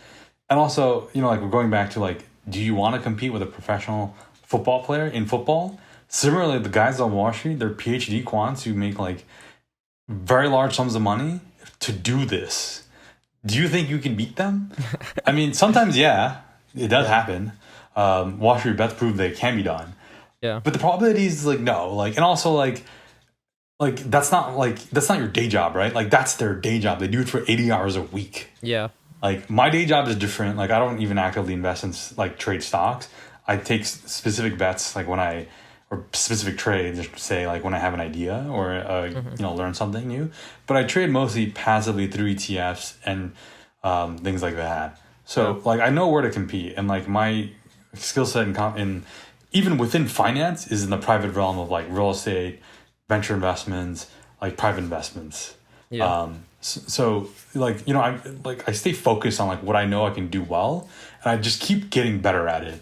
And the better I get at it, the people more people want to pay me more to do it. And in turn, it feels good, so it becomes passion.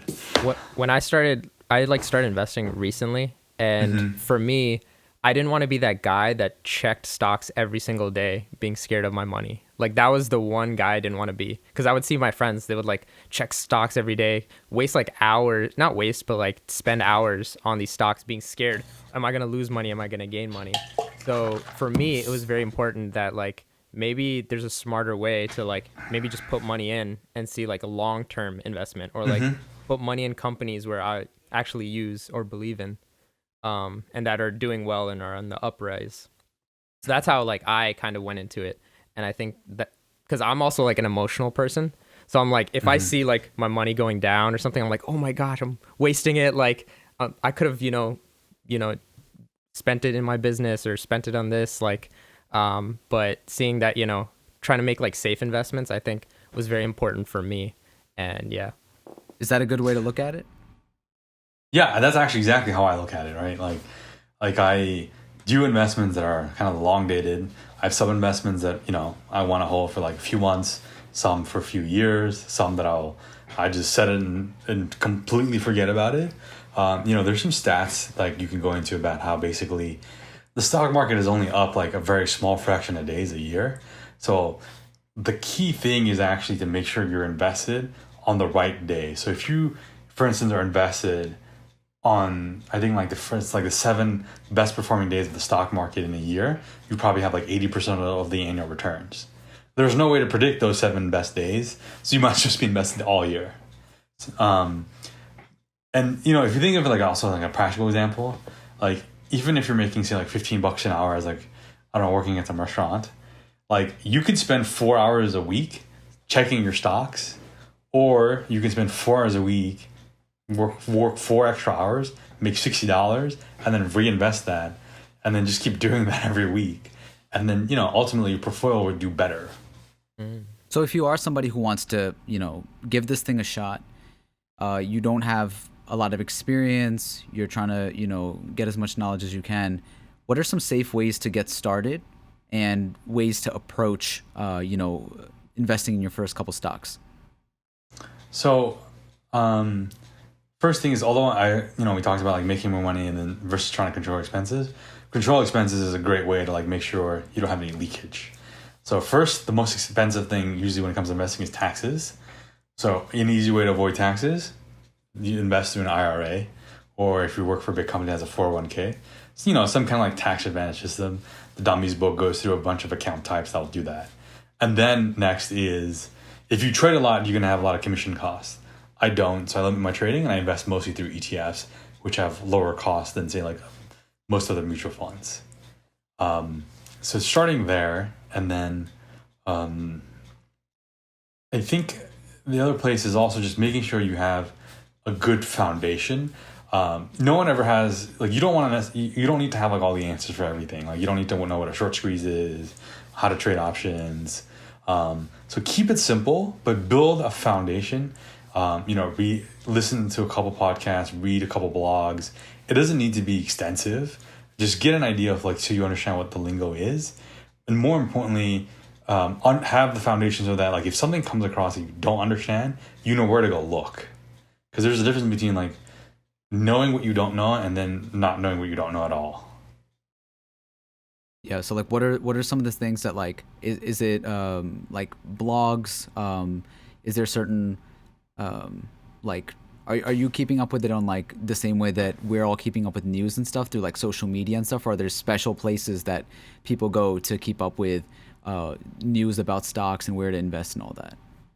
Yeah, I mean, just the same way there is, for instance, like, magazines, blogs, and things that are specific to, like, I don't know, like, whatever interest someone might have. For some odd reason, the only magazine I can think of right now is 17. Like 17, like, initially started targeting teenage girls, but now it's just, like, politics. But, like, they have, like, a niche, right? Similarly, like, Bloomberg, Barron's, The Wall Street Journal, their niche is financial news. So that's a good place to start. But, like the Dummies book I mentioned, but, like, you don't need to buy, like, a ton of books. Go to the library. Those things still exist. Check them out for free. Read through a couple stuff. Figure out the book you like the most that you think can be a reference. For me, it was Investing for Dummies. That's why I bought that book, reread it, highlighted it, flagged it. And now, like, when I, and then from there, like, once I got the foundation, like, essentially learning how to read, like, financial literacy, I graduated to, like, blogs, because people there can get a little bit more, like, specific and esoteric and whatever. And then you'll find there's some people who, like, will talk about generally, like, how to invest, specific ideas. Just get a really good handle on how they make money. Figure it out, because, are they selling you an idea because they want you to buy a newsletter, or were they hired by some other guy to, like, hype a stock? Like, that can happen too. And it's all in the disclosures, but, like, just keep in mind that, like, people in the internet, some people are doing it for clout, which not maybe good, maybe bad. Some people are doing it for, to make money. Like, figure out what their motivations are before you get into that. And then, just have a diverse, like sources of info so that you can get multiple sides. Now, I keep hearing a lot of people saying Bitcoin is the next thing. We need to drop everything and put our money into Bitcoin because this is going to be the social the currency of the future. And money's going to be useless, and also Dogecoin. Yeah, so let's start off with Dogecoin. Let's start off with the concept of cryptocurrency and Bitcoin. Is it important to start getting in on it? Like, how does it work? Again, is it a real thing? So cryptocurrency is actually, like, step 2. Let's start at step 1, which is blockchain. That's what is the underlying technology behind all these cryptocurrencies. So blockchain is an open ledger system that basically records transactions publicly. Everyone can see it. There's specific computer code and algorithms behind various types of blockchains that do the recording, the locking, and whatnot, which makes one better than the other, secure, and so on and so forth. And where does a blockchain exist? In the internet.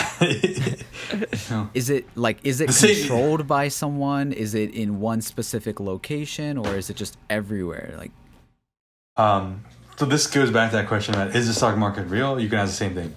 Is Bitcoin real? Is blockchain real? Yeah. So blockchain, the ones we're talking about specifically right now are public domain blockchains that are housed on multiple computers and servers so that it is uncontrolled. And that's the whole point of, like, cryptocurrencies, is that it's hosted on multiple places. So if you're like a Bitcoin miner, what you're actually doing is hosting part of the Bitcoin ledger. If you're mining Ethereum, you're hosting part of the Ethereum ledger, and you're being paid to do it, which is how, like, why you get money from mining. Oh, okay, so these are all like kind of mini banks that all connect to In a like sense. a large bank. Yeah. Okay. So if you think of our Federal Reserve System, that's also a blockchain, but it's a closed blockchain. Every time you write a check, pay a money, basically an entry gets made in your bank account if either you depositing or you're taking out money. The difference is that like the Federal Reserve System is a closed blockchain. It's closed first within you and the bank. Like if you use Chase has its own closed blockchain, which then it transfers onto the Federal Reserve blockchain, which itself is closed so that no one else can see it. Bitcoin is open but anonymous. So you know like where not everything's going, but like you know exactly where it's going. You just know who that is. Okay. Bitcoin comes along, and to my, people say like, in that same group of Clubhouse, people were like, "Do you believe in Bitcoin?" Like that was like the first question, as if like, you must believe before you can speak about, this thing. My like, whatever I decided to believe was that somebody came along and decided that Bitcoin is going to be a thing, and now it has this value, and ultimately grew to have this crazy amount of importance. But am I wrong in thinking that, like, that someone just decided that this is going to be a thing and then it became a thing? Yes and no. Things only have value because we say they does. Like, why is gold valuable? There are some very... Because it's shiny. Because I can hold it and it looks good. And gold also has some really important manufacturing characteristics. Gold conducts like electricity a certain way, so there's also some inherent characteristics, right? Diamonds, same thing. They're essentially almost indestructible. Diamonds can be made so sharp that they can cut viruses in half. What does Bitcoin do that's equivalent to that? That's smart my contracts. issue. What is it? So I said smart contracts, which is one thing Bitcoin does. So Bitcoin, to a certain point, has value because millions of people on Earth said they have value. Kind of like the tulip thing that happened back in the day in Amsterdam. Tulips became really expensive because everyone thought tulips had a lot in value, and then one day it popped. But Bitcoin has value now because a lot of people say it has value. Does it have intrinsic value? Intrinsic meaning like, can you use Bitcoin to do something? And it's if people are using Bitcoin as a payment system, then like it has value, right? Like, how much is arguable. Now, the flip side of that technology for Bitcoin's blockchain can now be used to do things that previously government blockchains were doing, essentially. Like in the US, if you buy a house, you sign a paper agreement called a contract, and it's enforceable by courts. Blockchain allows you to do all that digitally, and it lets you do that without any interference. So you guys can enter into a transaction on the blockchain, code in the specifics, and it could be something simple like, hey, I am buying ice cream from Faraz. It's going to cost me $10, right? So you can code in that, hey, like the minute that Faraz sends me the ice cream, like send $10 to him from Suhan's wallet. And that's done on a blockchain. That blockchain, like Ethereum actually is like my favorite because it has, the developers behind Ethereum, the community behind Ethereum are developing a lot of use cases for Ethereum. Like Dubai, for instance, does all the social services on Ethereum's blockchain. There are various other companies that are using Ethereum's ledger to support its infrastructure. Sorry, for like short story, I guess what you're saying is like these smart contracts, basically it kind of increases productivity and exchanges. I mean, that's one facet. It can be a whole host of things, right? Okay. Like smart contracts, tokenization. Each one of these things is actually technology. Like in cryptocurrency, there's a bit of a double-edged sword because you have to figure out, like, is this cryptocurrency worth X much, but also the tech behind it. For instance, Dogecoin is Bitcoin's tech, but in comic MS Sans and has no developer community behind it. So whenever why doesn't Dogecoin have the same like importance or value as a Bitcoin when it comes to the like legitimacy of it, not like the actual the time that it's been around or how many people think it's important, but why is it not seen as legitimate as a Bitcoin? Well, for starters, Inception was a literal joke. Someone literally took the code behind Bitcoin, copied, pasted it in Comic Sans, so that's part of it. But generally, if you look at other things, like if you think of like kind of like influencers on social media, like why do they have certain level of legitimacy, right? Because yeah, you know, it's because like they have X many followers who will listen to them, who buy products that they talk about, or do other things that they bring up. So like that's why they have legitimacy. For the US dollar has legitimacy because the government of the United States has tanks. Like, you know, like if you sign or, you know, we have courts and we have police.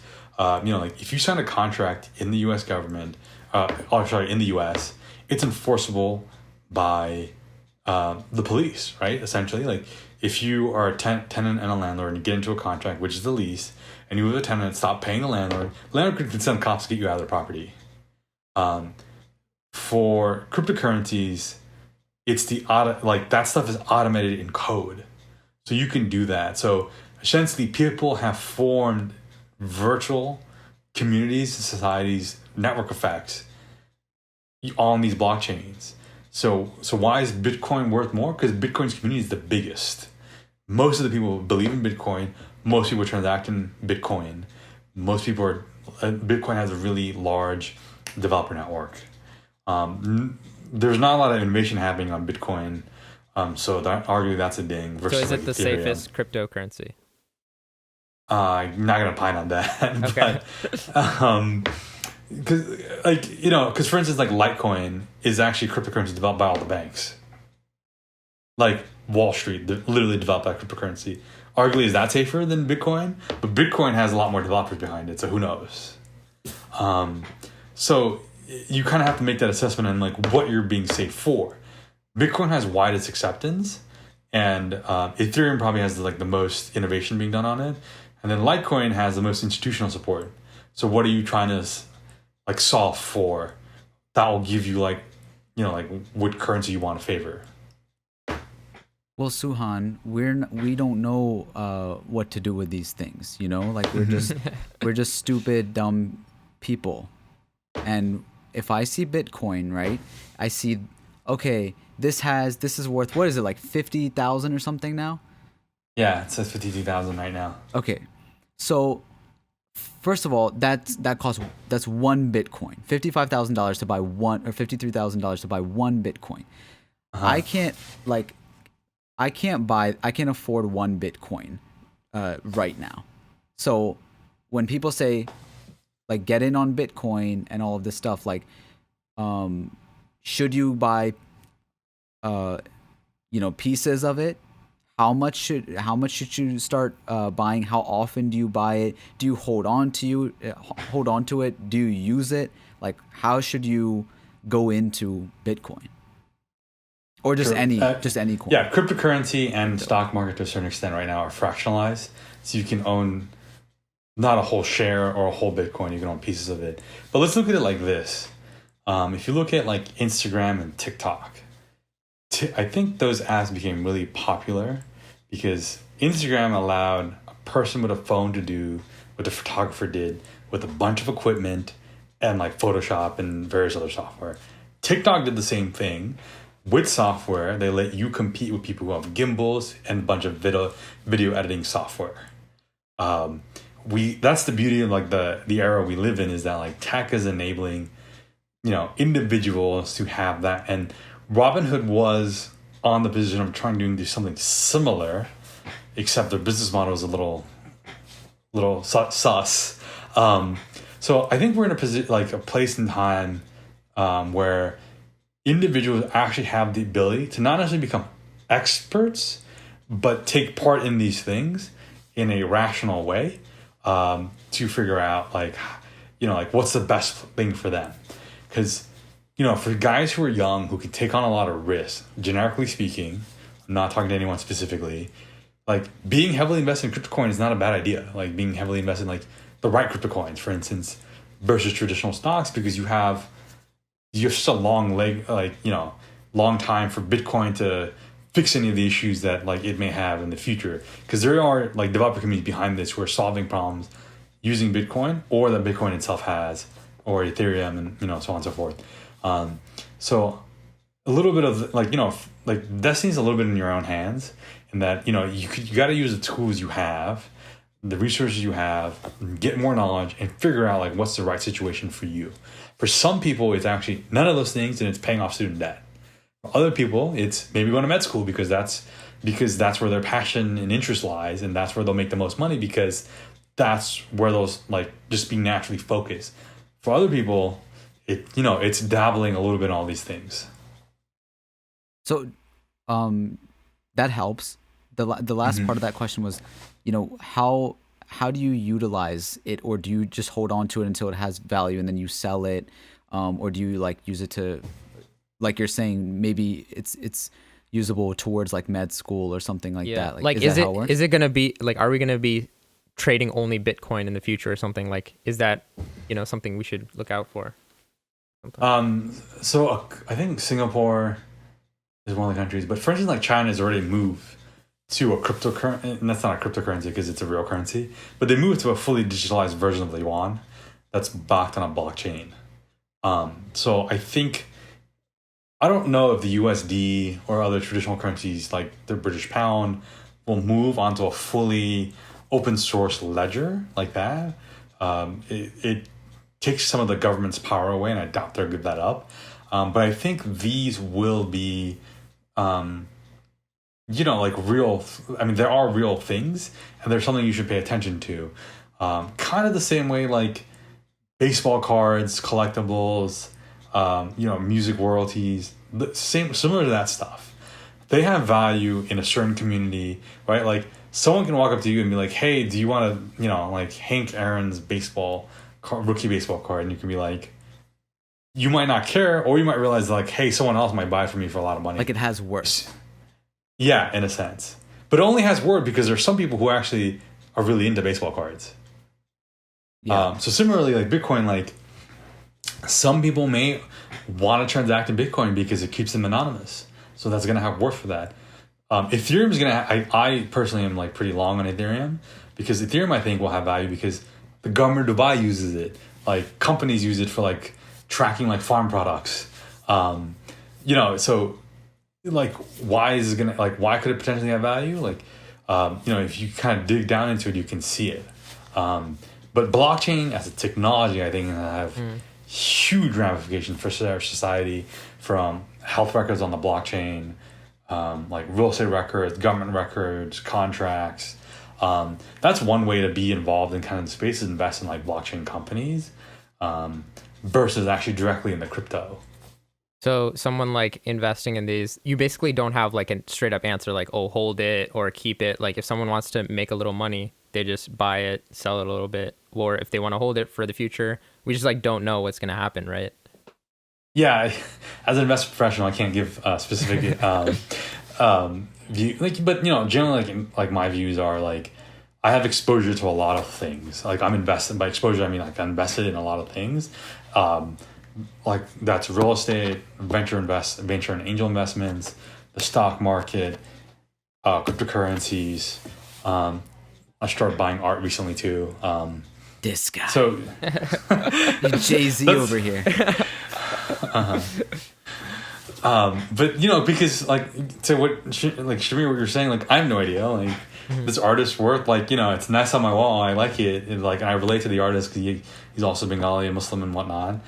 But hopefully someday, like I'm hoping someone's gonna like be like, yeah, I want that for 10x. We paid for it. I'm like, sweet. Because you never know, right? Like it's kind of like my like quest for my relationship with Bitcoin. Like I had no idea what this stuff was, and I was like, this is clearly not real. And then I saw some of the tech that was being like created essentially with the blockchain, and I was like, oh, if we have smart contracts the only way you're going to be able to code that is actually using cryptocurrency. So there's going to be inherent value in Ethereum or Litecoin or like Bitcoin and whatever other currencies used for those smart contracts. We have to still figure out, like, particularly in crypto, like what's going to win out, right? Like, is it Litecoin because that's the one the banks made? Like Venmo and all these apps like Cash App were getting really popular. So the banks came up with Zelle, right? And then overnight that became like a market standard. Like, could that, like, I haven't seen that happen with Litecoin. I'm pretty sure Litecoin is the one that does that. Is the one that banks invented or innovated. So we still have to see that, right? Like, but the fact that Zelle came about didn't kill Cash App or Venmo. So does that mean like Litecoin, Ethereum, Bitcoin, whatever the other coins are, like, exist, like, potentially, like, and then also, like, other companies create coins for specific purposes. So maybe those coins in the future will have value. We'll have to see about that.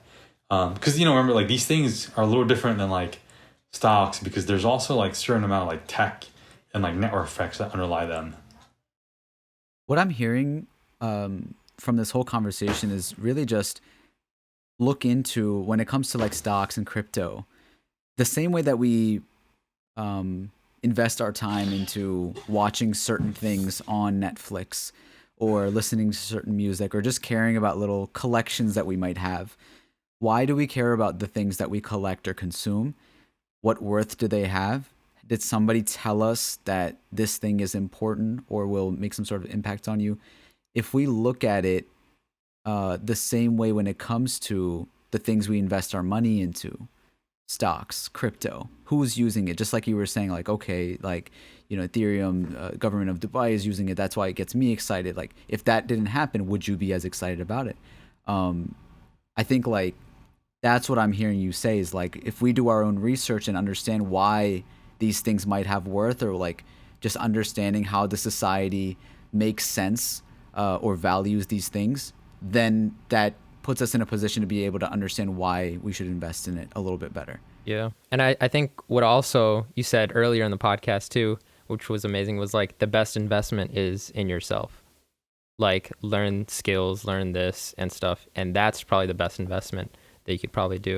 And I thought that was, beautiful. Like, you can research all these other things, but, your interest in yourself is probably what will get you the biggest return.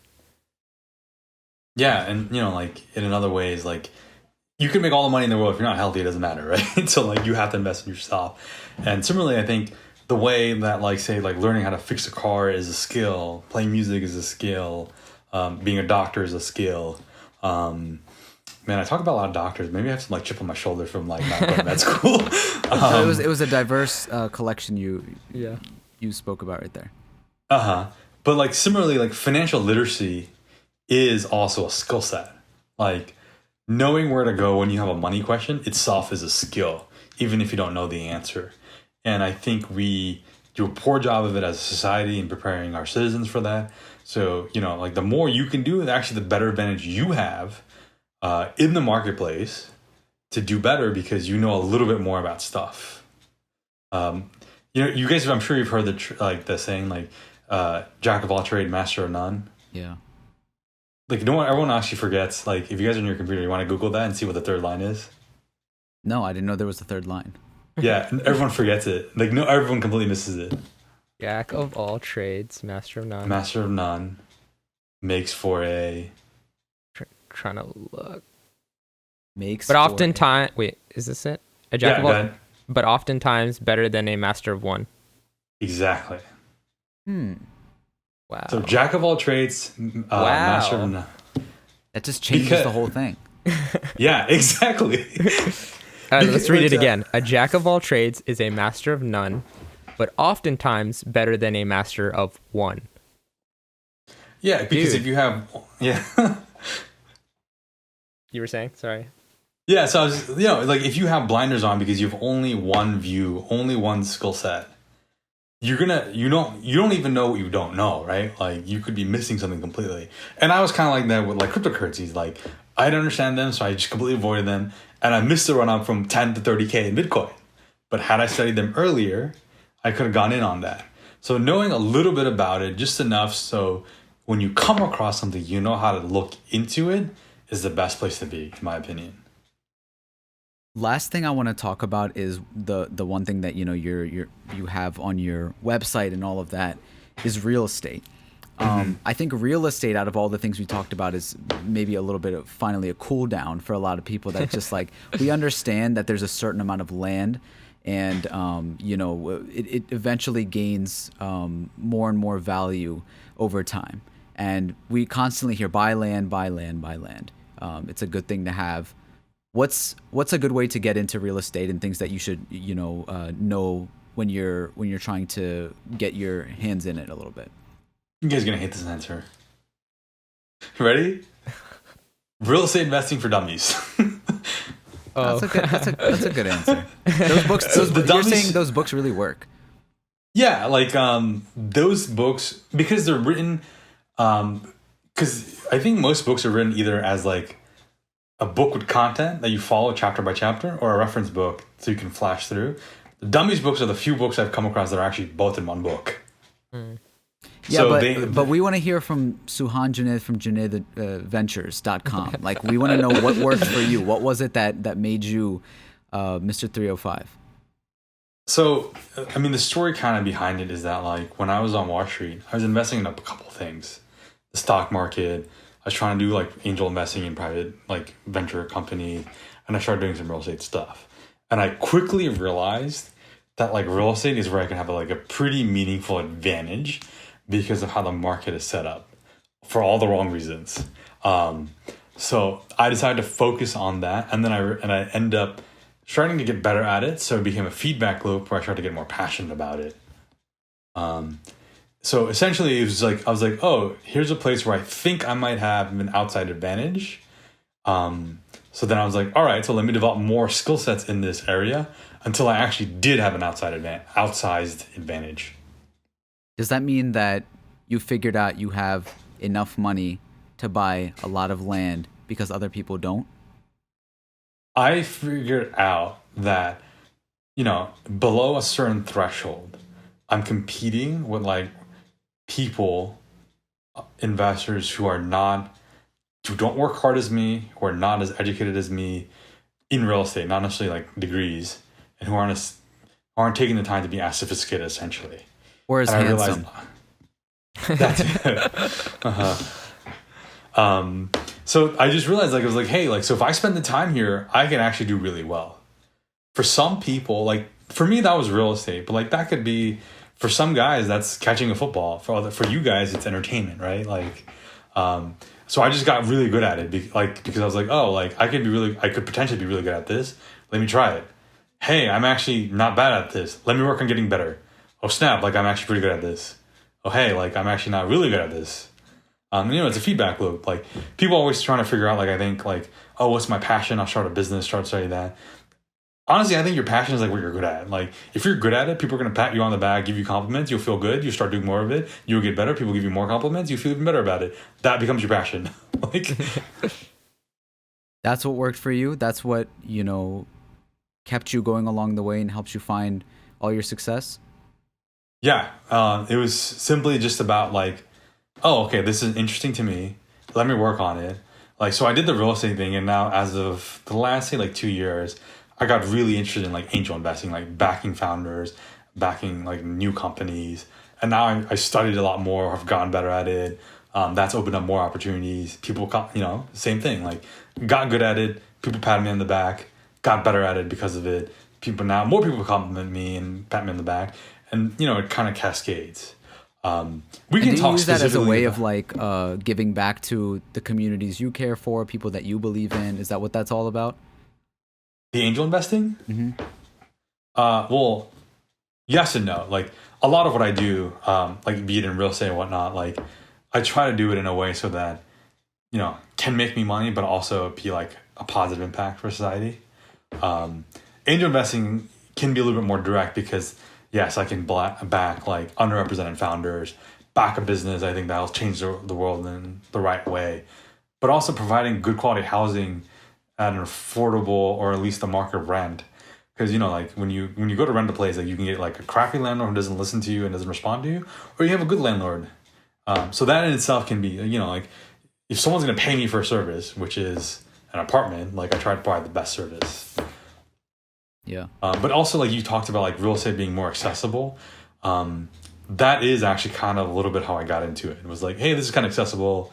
Like I can buy a house. There's certain programs that help me buy a house. Let me look into it. Oh, hey, like I got into it, like, and I was like, oh, I can actually get a couple more skill sets to make me better. And if we can dive into real estate too, if you want. Yeah, no, I want to know like what is the when it comes to the way that you started off your career and all of this up until now, like what is your day look like? Mm-hmm. What are you doing usually, and what are some like goals that you set to keep growing along the way? Okay. So when I first started off, looked like like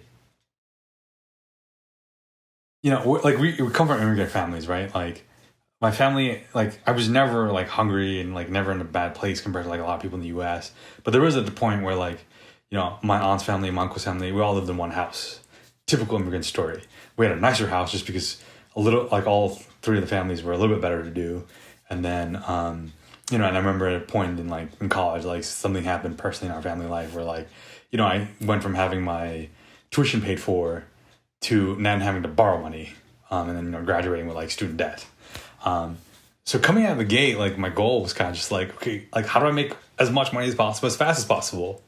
And that shifted toward, hey, like I'm good at certain things and I like certain things. Let me focus on that. And as I get better at it, like naturally people will pay me more to do that. The day-to-day on the reason I started there was because the day-to-day on those things looks very different. When I was just, trying to pay off student loans, I don't know, just trying to make money. My day-to-day looked basically like whatever, like my managing director or VP or associate told me to do. That's what like my day consisted of. It was essentially coming in, checking my email, seeing what like staffings I had and doing that like on Wall Street. And now my day is focused around like, okay, like what is it that I want to do? What is it that I'm good at? What is it that I can hire away, give to someone else to do? And then like your goals that you set to keep on growing. My goal, so like I, much to my mother's chagrin, it's not necessary to get married soon, but my goals kind of like focus around like specific things, like with the whole angel investing thing. It's like, hey, I've discovered something that's pretty cool. Let me work on figuring it out and let me try to get better at it. And I think that's actually what has been behind my success in, Wall Street investing, whatever it is that like, I was just like, I'm not trying to become like, like Sam Zell or like, well, kind of, but I focus on, but I'm looking like here, like, okay, like what do I need to do today to get my goal of like this week done? And what do I need to do this week to get my monthly goal done? What do I need to do this month to get my yearly goal done? Like I went through this, actually with my friend, and he was like, he works like he has like a car business, and he was like, oh, I want to sell 30 cars a month. I was like, why 30? Let's start with 300. And he was like, what? That sounds impossible. And we were like, well, let's figure out a way. And then we just drove backwards from that. So, I don't wake up figuring like, okay, like how do I become, I don't know, Gordon Gekko, but what would Gordon Gekko do this week to be Gordon Gekko next month? So kind of breaking down and figuring out like, okay, like this is what I'm working on. Let me just focus on it and getting better. There's no hype. There's no GME. Like you just got to get down there and do the work. There is no GME. Wow. Yeah, I introduced you to the team as the Bengali Bruce Wayne. Oh, sweet. Yeah. That means now I gotta go beat up some bad guys. Yeah. I heard that's why he didn't answer the question like fully. He was just like, very vague. It's like I beat up bad guys at night. Why haven't we seen Suhan and Batman in the same place at the same time? Yeah, I heard this quote from my friend, recently when Elon Musk is, all over the news, and he is so important in today's time of what's going on in advancement of society and technology and all of that. And I was like, I guess we just watch King Elon and listen to what he says. And he was like, no, don't listen to what Elon says. Watch what Elon does. And that's kind of like what you're saying of when it comes to your goals. It's not just about saying like, oh, I want to be this rich person. Like, no, what do you want to, how do you want to get there? Like, all right, let's start by selling this many things or getting to that goal or whatever. But that's helpful. Yeah, look, like there's a lot of downsides to like America's capitalist society, but one of the upsides is that like if you do something well, people will pay you to do it, and the better you do it, the people will pay you more to do it. That's whether you're a musician, a doctor, a pharmacist. There you go again. There you go again. Yeah, it is whatever like that's one of the upsides of being in like this weirdly structured capitalist society. So yeah, we can have all these goals of like I want this and that, and like I heard like I remember I was like looking for an apartment, and I was like in this Facebook group, and someone posted a really nice apartment. It's some person, I won't go into specifics about who posted like I haven't manifested yet, but when I do, I want to have an apartment like that. And I was like, what does that mean? Like when you haven't manifested. And, to some extent, like, maybe it helps people. But for me, it's better for me to be in the here and now of, like, okay, like, what is it that I'm working on? If I enjoy it, can I get better at it? If I don't enjoy it, what do I need to do next to get to something I do enjoy? Yeah.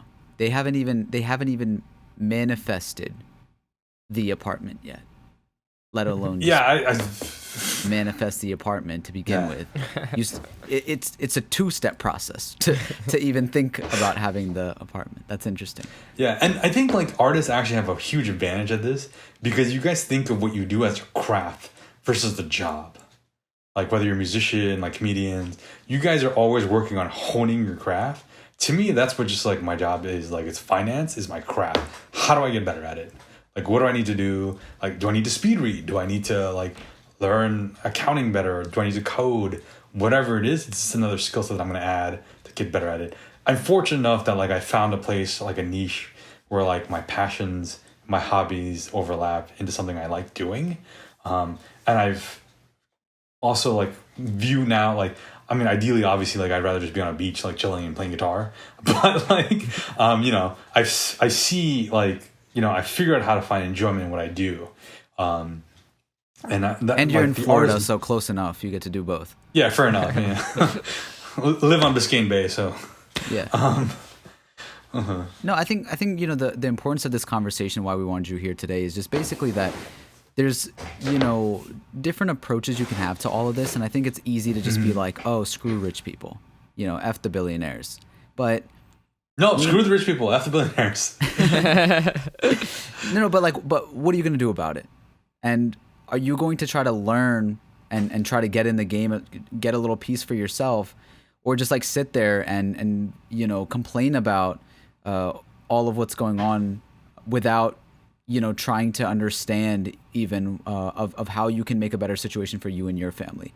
And I think like it's partly irresponsible for you to just only protest without taking any sort of action along the way. Well, protest is a form of action, right? Sometimes protest is necessary. But I think we can manifest protesting in a lot of different ways, right? Like, okay, you can protest ExxonMobil for polluting, but you can also drive, like use mass transit or like, like BDS for essentially from, like fossil fuels. Fair. Yeah, I think what I'm just basically trying to say is like, when it comes to putting yourself in a better situation, how can you try to understand the systems around you that are valid and ethical to your values, and do those things along the way while still and doing them your way. Like you can still make money and do it your way, maybe it's more difficult versus the things that you don't believe in or whatever, but at least you're doing it the right way and you're doing something about it versus just not knowing about it at all. And I think that's where the frustration and the trouble comes when we just like, stock market, is it even real? Crypto, like, should I even go in on this? Like, what does all this stuff even mean? Like, it's too hard to even wrap my head around. So I'm just going to not attempt to understand and, you know, just continue to put my middle finger up. Yeah. Yeah, I think understanding the systems around you and just learning how to survive even is like really important. And that's not, you know, Republicans have like this weird view that like, if you can't survive in the system, like, then you're a failure. And it's like, well, the system itself is a failure.